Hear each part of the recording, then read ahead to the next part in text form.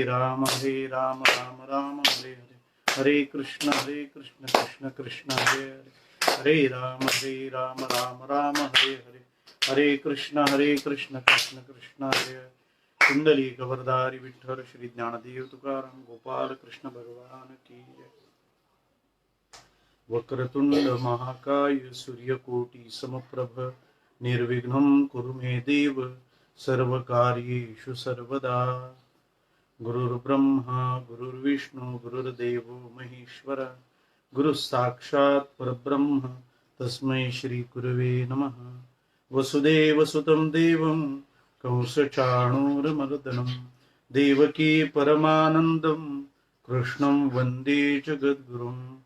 कृष्णाय वासुदेवाय हरये परमात्मने प्रणतक्लेशनाशाय गोविन्दाय नमो नमः. अहो भाग्यं नन्दगोपव्रजौकसां यन्मित्रं परमानन्दं पूर्णब्रह्म सनातनम्. अनंत कृपामूर्ती अकारण करुण करुणावरुणालय प्रेम सिंधू भगवान श्री कृष्णचंद्र परमात्म्याच्या चरणी विनम्र भावाने वंदन करतो. तत्स्वरूप आपण सर्व श्रोते सज्जनांच्या चरणी नतमस्तक होतो.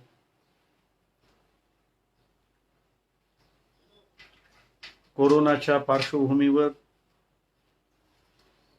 प्राप्त झालेल्या लॉकडाऊन पासून स्वतःच्या मनाला थोडं मोकळं करण्याचा हा मार्ग म्हणून आपण या श्रीकृष्ण कथेचं रसपान करतो आहोत, सेवन करतो आहोत.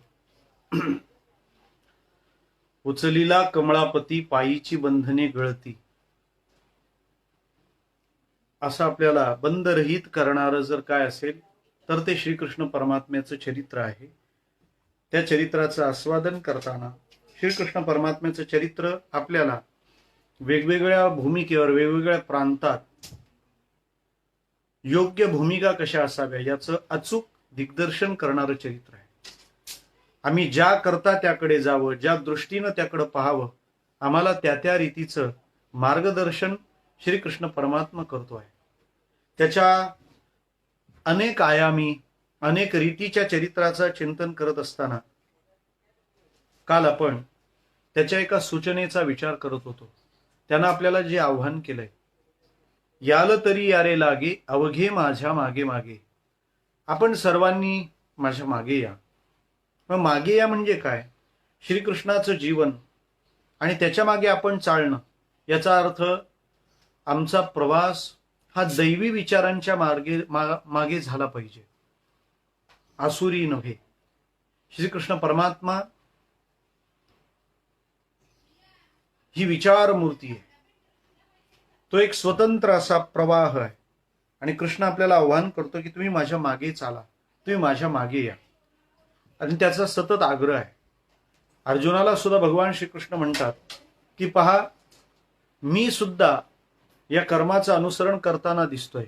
वर्त एवच कर्मणी, मी कर्माचं अनुसरण करतो, तुम्ही ते करावं. आणि कृष्ण कोणकोणत्या कर्म क्षेत्रातून कर्म कक्षेतून प्रवास करतोय त्याचे काही प्रवाह आपल्याला काल पाहता आले. एक, श्रीकृष्णाच्या मागे चालताना आम्हाला जो कर्मयोग अनुसरायचा आहे त्याचे आयाम आहेत. आम्हाला देवासाठी काही केलं पाहिजे. श्रीकृष्ण देवासाठी करतो, आपण केलं पाहिजे. श्रीकृष्ण देशासाठी करतोय, त्याचा मथुरा देश सुरक्षित राहावा याकरता रचियेला गाव सागराचे पोटी भगवान श्रीकृष्ण परमात्मा सगळ्यांना सुरक्षित करतो. इतकंच नाही तर इंद्र जेव्हा पाऊस पाडतो त्यावेळेला भगवान श्रीकृष्ण परमात्मा गोवर्धन करंगळीवर धारण करतात आणि आपल्या देशातल्या लोकांचं रक्षण करतात, गोकुळाचं रक्षण करतात. हे त्याचं देशासाठीचं करण आहे. मग आपण देवासाठी करणार तर काय करणार? आम्ही कृष्णाच्या मागे चालणं म्हणजे देवासाठी कर्म करणं असेल तर देवाचा, कृष्णाचा विचार आपण सर्वांपर्यंत पोहोचवला पाहिजे. हा कालचा आपला मुख्य विषय चाललेला होता. मग कृष्णाचा विचार पोहोचवित असताना आपण आसुरी प्रवृत्तीच्या लोकांकडे थोडंसं एक निरीक्षण म्हणून गमतीने पहा. किती वेगानं त्यांचं काम चाललेलं असतं. ते एका अपयशाने खचून जात नाही. त्यांच्या त्यांच्या कामामध्ये मैत्री पटकन होते. ह्याच्या उलट कधी कधी आपल्या कामाचे पसारे होतात.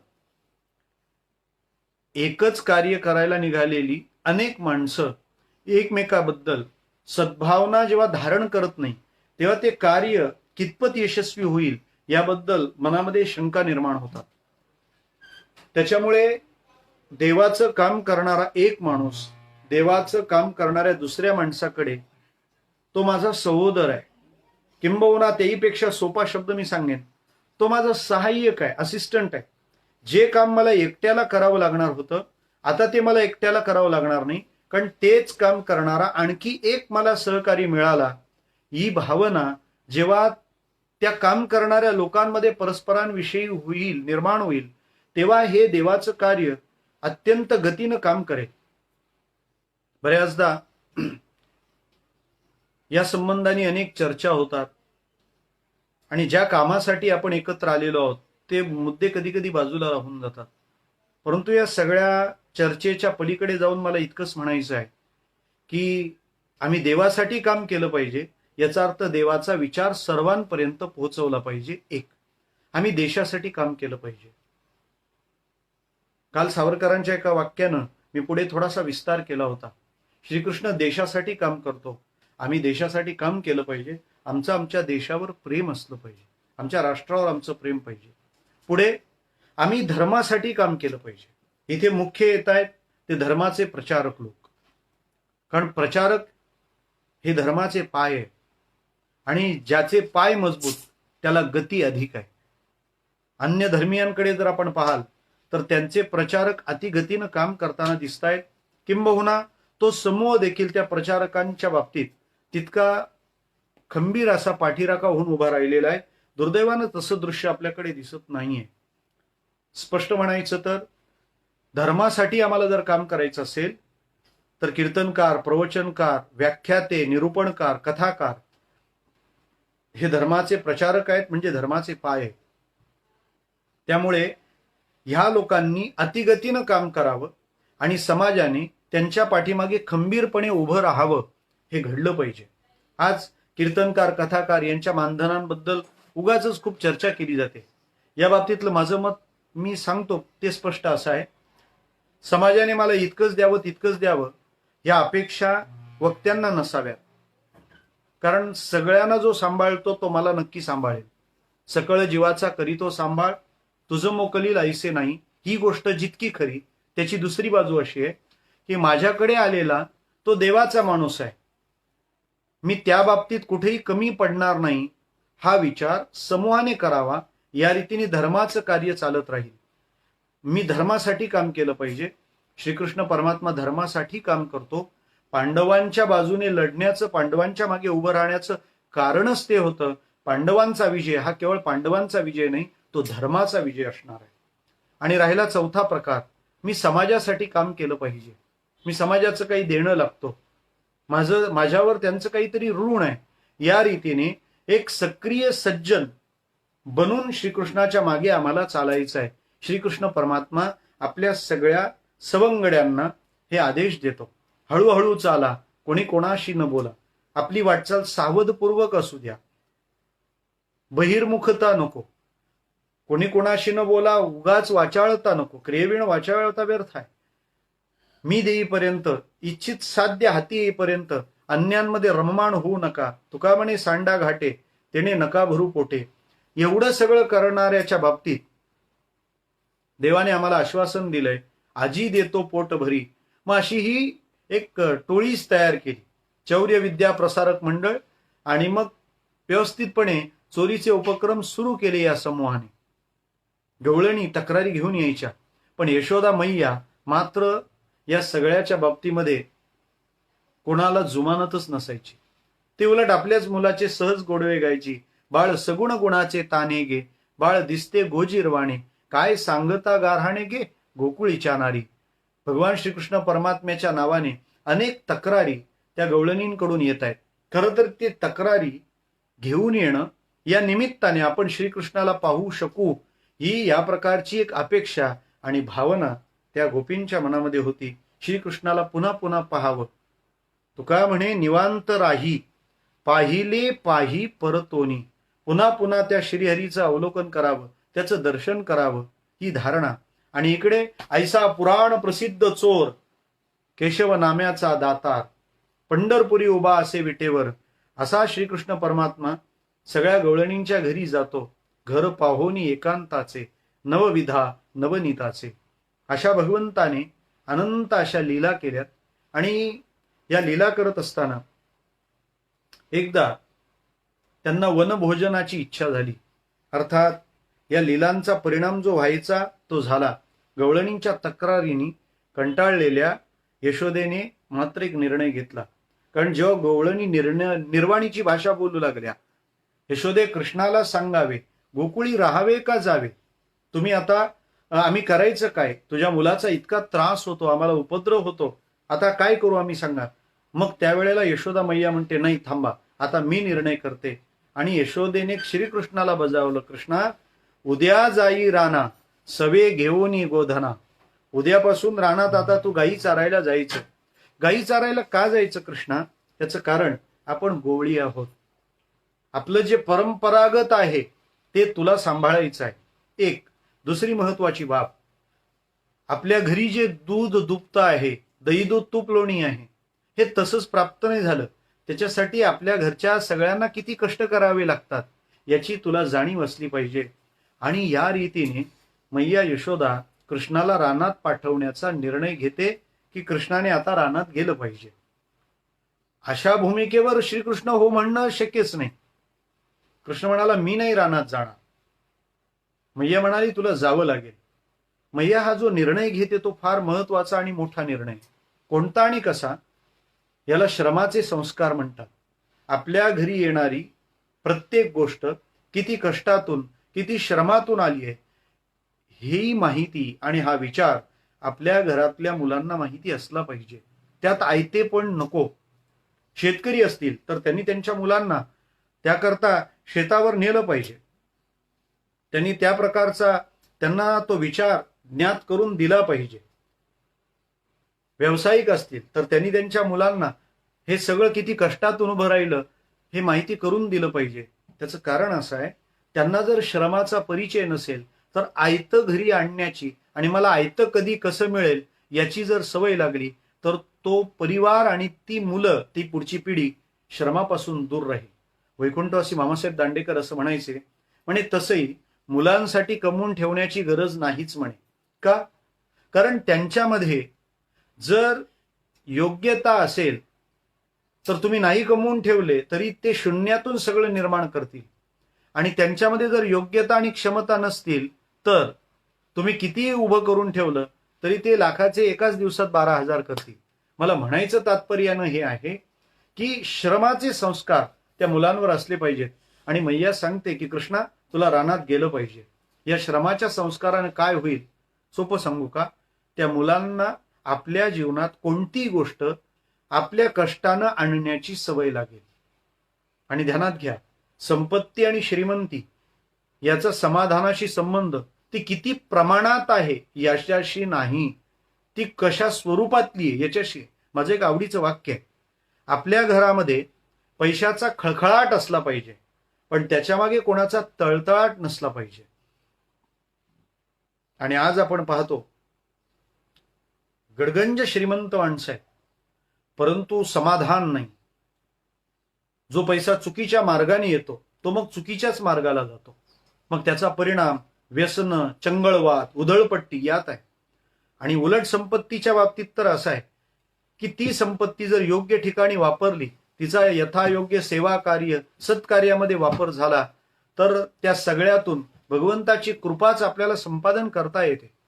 ज्ञानोबाराय म्हणतात, जेथ जेथ संपत्ती आणि दया दोन्ही वसती आलिया असती ठाया, तेथे जाण धनंजया विभूती माझी. मग याकरता श्रमाचे संस्कार असले पाहिजेत. माझ्याकडे येणारा रुपया न रुपया हा कष्टातून आला पाहिजे.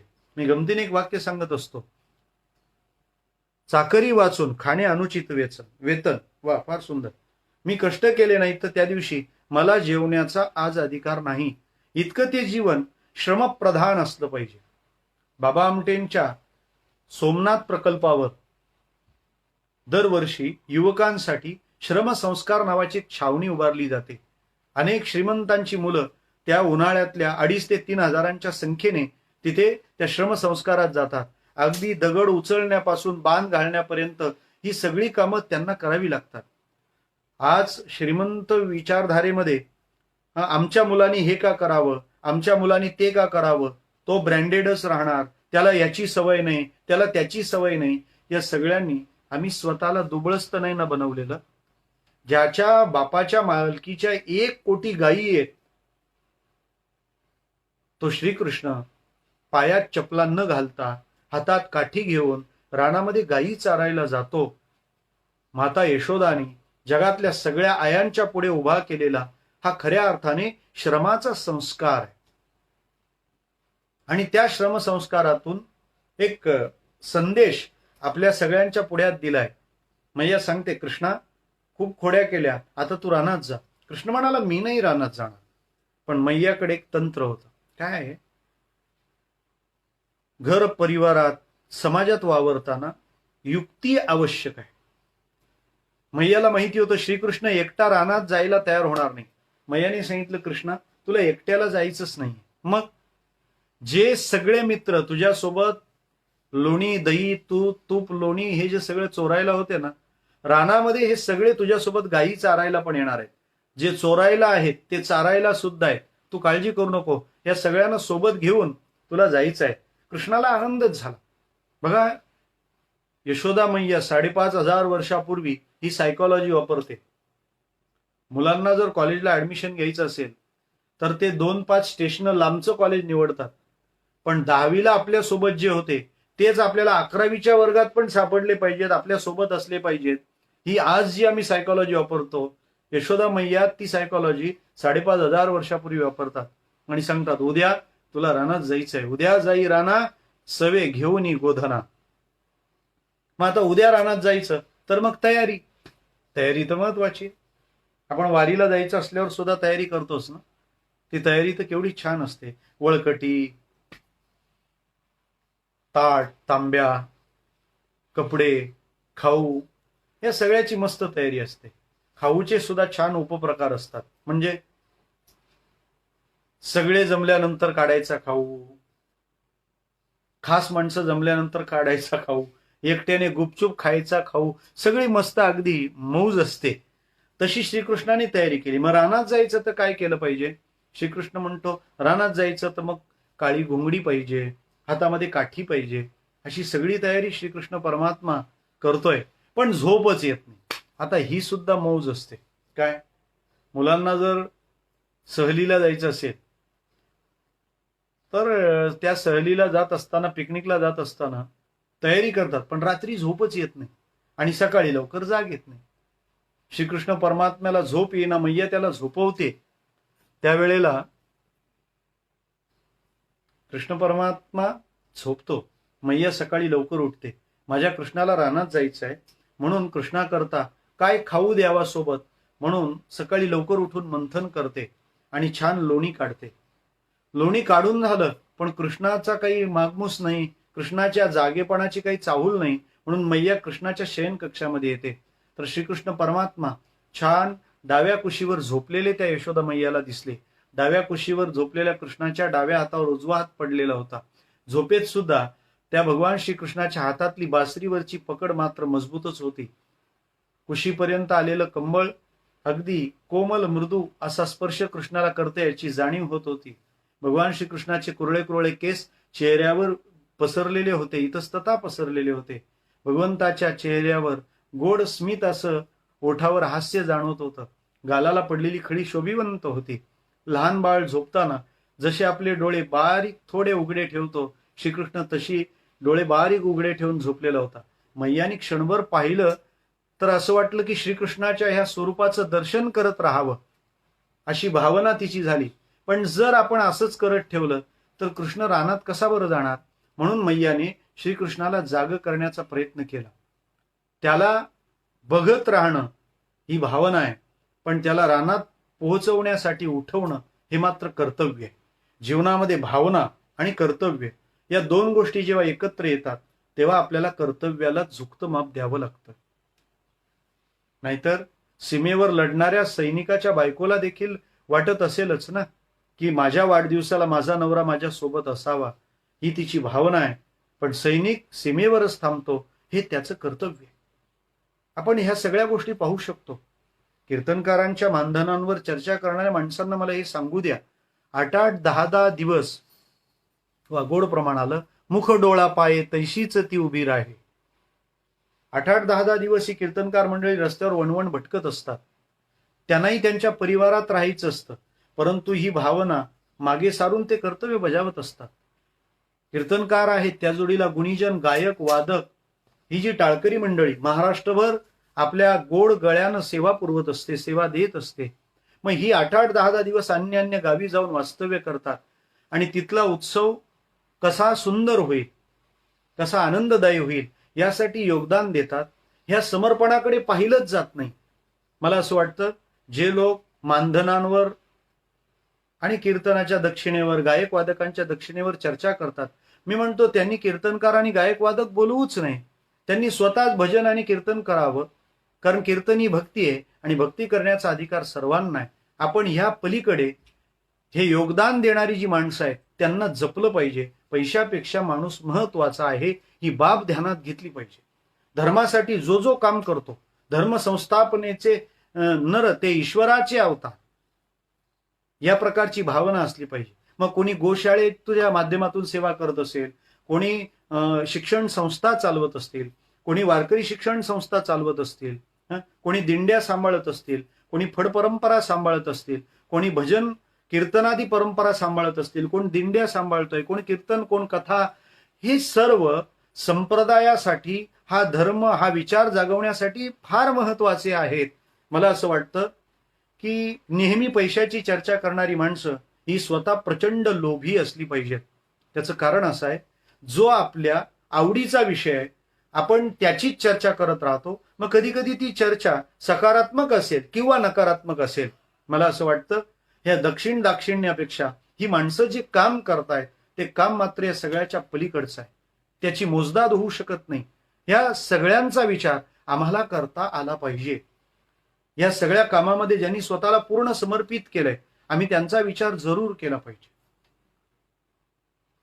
मला असं वाटतं, शासनाला आपण सर्व अर्थाने मदत करत आहातच, पण त्याच्या जोडीला माझं आव्हान असंही राहील की जी वयस्कर कीर्तनकार मंडळी आपल्या आजूबाजूला असतील, धर्मकार्य ज्यांच्या तारुण्यात केलंय, जी गायक वादक अशी जुनी मंडळी आहे ज्यांनी त्यांच्या तारुण्याच्या काळात संप्रदायाची खूप सेवा केली, आपण त्यांची कधीतरी भेट घेतली पाहिजे.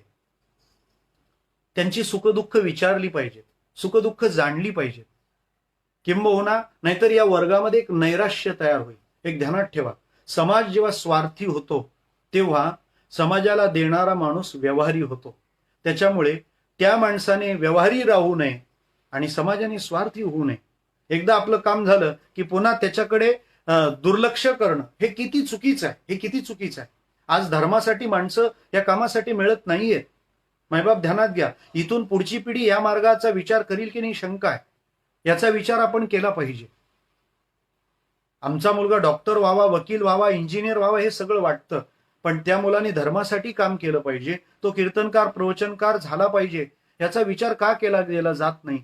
कारण ह्या वर्गाकडे बघण्याचा दृष्टिकोन समाजाने आदराचा ठेवलेला नाहीये.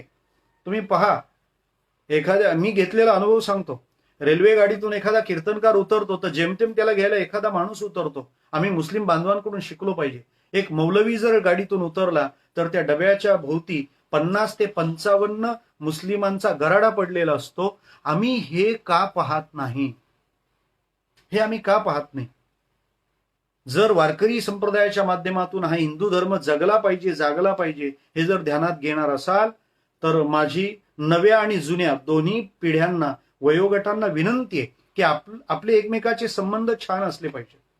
मी एका वाक्यात सांगू, जुन्या लोकांनी थोडासा कर्मटपणा बाजूला ठेवा आणि नव्या लोकांनी थोडासा उर्मटपणा बाजूला ठेवा. नव्या वर्गाने जुन्या लोकांचा आदर केला पाहिजे, त्यांचा सन्मान केला पाहिजे आणि जुन्या लोकांनी नव्यांशी प्रेमाने वागलं पाहिजे. त्यांच्याशी प्रेमाचा व्यवहार. मग नवे म्हणजे अगदी काहीतरीच उडाण टप्पू अशी जर धारणा असेल तर हे कसं होईल? हे कार्य पुढे चालणार कसं? कुशल आणि कौशल्यपूर्ण करता तो आहे जो स्वतः आपण आपलं काम छान करतो आणि आपल्या उतार काळामध्ये ते काम छान रीतीने पुढच्या पिढीकडे हस्तांतरित करतो. आम्हाला हे हँड ओव्हरिंग जमलं पाहिजे, हे आमच्या ध्यानात आलं पाहिजे. आणि असा विचार जेव्हा होईल तेव्हा या धर्म प्रचाराला प्रतिष्ठा प्राप्त होईल आणि अनेक बुद्धिवान शिक्षणाने अशी कुशल युवक मंडळी ती येतील. माझी इच्छा इतकी आहे की या सगळ्यामध्ये पैशांची जी अकारण आणि विनाकारण चर्चा चाललेली आहे ती होता कामा नये. आम्हाला पैशापेक्षा माणूस मोठा आहे हे जोपर्यंत पटत नाही तोपर्यंत आपण सांप्रदायिक नाही, आपण माणूस सुद्धा नाही असं मला वाटतं. भावनेला बाजूला ठेवून कर्तव्याचा हा जो विचार जो केला जातो त्या विचाराकडे महत्वपूर्ण नजरेने आम्ही पाहिलं पाहिजे, महत्वपूर्ण नजरेने पाहिलं पाहिजे. कर्तव्य महत्वाचं. मैया कृष्णाला उठवते, जागवते, कृष्णा उठ, कृष्णा जागा हो. उठवावं कसं ते सुद्धा इतके हळूवार. आपण आपल्या घरातल्या लहान मुलांना तर असे उठवतो ना, पता नहीं चलता कहां से उठा रे, नींद से या जिंदगी से. मैया हळूवार उठवते, हे श्रीकृष्णा उठ, बघ अरुणोदय झालाय, बघ अरुणोदय झाला. सगळी माणसं आपापली कामं करायला निघालेली आहे. घनश्याम सुंदरा श्रीधरा अरुणोदय झाला, उठील करी वनमाळी, उठील करी वनमाळी, उदयाचळी मित्र आला.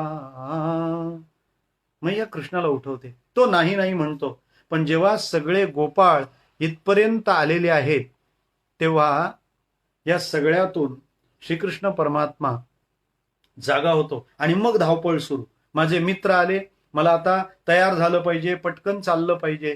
या सगळ्या गोष्टी जेव्हा होऊ लागल्या तेव्हा मैया म्हणते कृष्णा थांब, हळू. मग कृष्णाने तयारी सुरू केली निघण्याची. जेव्हा जायला लागले तेव्हा मैयाने दारात अडवलं. कृष्णा थांब, अरे सकाळी तुझ्यासाठी मी लोणी काढलंय, आपण प्रसाद म्हणून घ्या ना. त्यावेळेला मैया म्हणते तू खायबा साखर लोणी माझी बाळा गा, तू खायबा साखर लोणी माझी बाळा गा, माझे बाळा माझे बाळा माझे बाळा माझे बाळा माझे बाळा गा, तू खायबा साखर लोणी माझी बाळा गा. आमच्या भिवंडीला एकनाथ मंदिरात आमचे भानुदास महाराज आमरे आणि मनोरचे सुनील भाऊ बोरकर हा अभंग फार गोड म्हणतात. तेवढ्यासाठी एकदा नाथ मंदिरात या काकड आरतीला. मैया लोणी भरवते, श्रीकृष्ण ते लोणी खाऊन जायला निघतो. आई म्हणते थांब, अरे तुला रानात जाण्यासाठी मी काही काही गोष्टी आणल्या, काही काही बनवलंय, ही भाकरी वगैरे बांधली, ही ने हरी ने हरी ने हरी ने हरी, त्याची झाली ने हरी. मग श्रीकृष्णाने त्या काठीच्या एका टोकाला ती भाकरी बांधली, काठी खांद्यावर, आणि मग गोधने चारावया जातो शारंग पाणी. भगवान श्रीकृष्ण परमात्मा रानामध्ये गायी चारण्यासाठी बाहेर पडतायत. सगळे गोपाळ, वाकड्या, बोबड्या, पेंद्या, सुदाम्या, त्रिदाम्या, मधुमंगल हे सर्वजण आणि भगवान श्रीकृष्णाच्या सोबत चाललेत. भगवान श्रीकृष्णाचं हे अद्भुत प्रेम सगळं ब्रजमंडळ, संपूर्ण गोकुळ श्रीकृष्णाला न्याहाळण्याकरता आलंय. श्रीकृष्ण हा त्यांच्या आवडीचा, श्रीकृष्ण त्यांच्या प्रेमाचा विषय आहे. मी सांगेन आपल्याला, श्रीकृष्ण जेव्हा 4 वर्षांचा झाला ना तेव्हा गोकुळात थांबताना श्रीकृष्णावर संकट येतात, श्रीकृष्णावर संकट येतात. म्हणून सगळ्या गोकुळवासियांनी गाव सोडायचं ठरवलं आणि सगळे गोकुळवासी गोकुळातून वृंदावनाला येऊन राहिले. काय श्रीकृष्णावर प्रेम केलंय हो. आपल्याला जर कोणी सांगितलं की हा फोटो तुमच्या घरात देवाचा ठेवू नका, आपण फोटो फ्रेम सकट अख्खा देव कुठेतरी गेट आउट करून टाकतो. परंतु आमच्या सोबत श्रीकृष्ण गोकुळात राहतो आणि गोकुळ या गावात राहिल्यामुळे कृष्णावर संकट येत आहेत. मग त्यांनी असं नाही म्हटलं की काय हे बाळ आमच्या गावात आलंय तेव्हापासून संकट आली. ते म्हणतात हा बाळात दोष नाही, हा या गावामध्ये दोष आहे.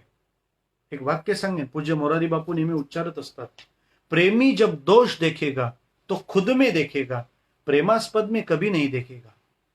प्रेमास्पद में दोष का दर्शन ये वासना का खेल है, उपासना का नहीं. आपलं ज्याच्यावर प्रेम आहे त्याच्यात आपण दोष कधीच पाहत नाही. जर त्याच्यात दोष दिसले तर आपण त्याच्यावर प्रेम करत नाही. आपल्या हात उपासना नाहीये, आपल्या हात वासना आहे. त्याच्यामुळे ते सर्व व्रजवासी म्हणतात, गोकुळवासी, ह्या गावात आम्ही राहतो म्हणून आमच्या कृष्णावर संकट येतात. आता हे गावच आम्ही सोडतो आणि ते सगळे वृंदावनाला येऊन राहिलेत. श्रीकृष्ण हा त्यांच्या प्रेमाचा, भूमिकेचा केंद्रबिंदू होता. आणि अशा श्रीकृष्णाच्या प्रती अत्यंत प्रेमभाव, सद्भाव आणि भगवान श्रीकृष्णाच्या गोचारण लीला या सगळ्यांचा विचार आपण क्रमशः करतच राहणार आहोत. आदरणीय पंतप्रधानांनी आपलं लॉकडाऊन 3 मे पर्यंत वाढण्याची शक्यता आहे असं वर्तवलेलं आहे. तर आपण सर्वजण हे होम क्वारंटाईन पाळूया. एकांतवास आहे हा, नाही एकांत तर मग देहांत. तेव्हा आपण सर्वजण ह्या काळाचा सदुपयोग करूया. जे आम्ही लॉकडाऊन समस्या की संधी या व्याख्यानात काही पर्याय ठेवलेत. आपण छान ग्रंथ वाचन, आपल्या आतली सृजनशीलता, काहीतरी वेगळं करण्याची, मग पाककला असेल, अन्य वाचन असेल, सुचणारे विचार असतील, प्रगट होणाऱ्या भावना असतील, या सगळ्यांचा आनंद घ्या आणि या सगळ्या एकांताला गोड बनवा, सुंदर बनवा. किंबहुना आपण आपल्या आयुष्यामध्ये किती पारमार्थिक जीवन जगलोय हे ज्याला एकांतात आनंदात राहता आलं त्याचं जीवन परफेक्ट आहे असं पूर्वसुरींचं आणि ज्येष्ठांचं मत आहे. तेव्हा एकांतात हा नामाचा, कथाश्रवणाचा आनंद आपण घेणार आहोत. नाही काही झालं तर आपल्याला ही श्रीकृष्ण कथा सोबत करते. किंबहुना अर्धा तास बोलायचा या विचारात माझे सुद्धा 23.5 तास अगदी आनंदात जातात. याचं श्रेय अर्थात मी तुम्हालाच देईन, कारण तुमच्या निमित्ताने मला तुमच्याशी कृष्ण बोलायचं असतो. त्यामुळे मी अगदी मस्तीत 23.5 तास असतो आणि अर्धा तास एकदा तुमच्याशी सुसंवाद केला की मग माझा दिवस कंप्लीट होतो. आपणा सर्व श्रोत्यांना पुन्हा एकदा वंदन करतो. 6 वाजून गेले. आजची ही क्रमशः चाललेली कृष्णकथा या ठिकाणी थांबतो. उद्या पुन्हा 5:30 वाजता भेटूया. तोपर्यंत सर्वांना जय श्री कृष्ण. पुंडलिक वरदारी विठ्ठल. श्री ज्ञानदेव तुकाराम पंढरीनाथ भगवान की जय. विठ्ठल विठ्ठल विठ्ठल विठ्ठल विठ्ठल विठ्ठल विठ्ठल. पुंडलिक वरदारी विठ्ठल. श्री ज्ञानदेव तुकाराम गोपाल कृष्ण भगवान की. कृष्ण कन्हैया लाल की. आज के आनंद की.